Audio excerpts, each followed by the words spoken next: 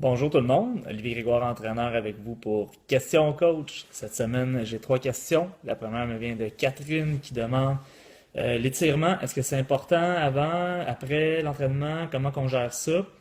L'idéal, c'est de faire l'étirement sur une journée de repos.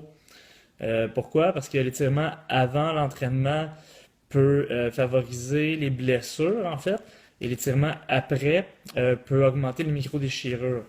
Donc, l'idéal, c'est d'étirer un muscle qui est réchauffé, mais qui n'a pas eu d'entraînement musculaire intense ou qui s'en va pas faire un entraînement musculaire intense.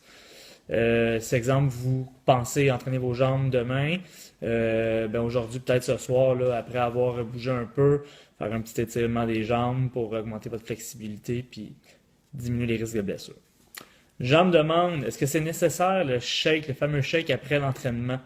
C'est sûr que ça dépend de vos objectifs toujours, mais avoir un apport de protéines puis de glucides post-entraînement, c'est généralement conseillé. Est-ce que c'est obligé d'être un shake? Pas du tout. Dans la demi-heure qui suit votre entraînement, il y a ce qu'on appelle une fenêtre anabolique où votre corps est le plus susceptible à utiliser les nutriments que vous lui donnez pour améliorer la qualité musculaire. Donc, c'est loin d'être nécessaire. Par contre, c'est conseillé. C'est obligé d'être un shake? Non, ça peut être un aliment. Le shake, c'est de la protéine en poudre, donc ça s'absorbe rapidement. Donc, c'est l'idéal si vous êtes pris au niveau du temps, mais ça peut être de la nourriture solide, c'est même fort conseillé.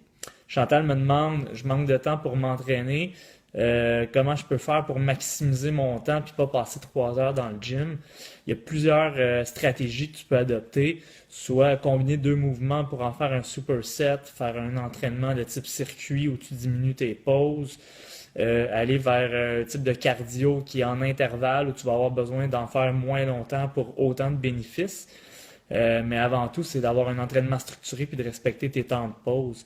Faire appel à un entraîneur certifié et en qui tu as confiance et de suivre ton plan à la lettre. Habituellement, si on dit à notre entraîneur qu'on a 45 minutes pour s'entraîner, il est supposé de vous faire un plan en fonction du temps que vous avez.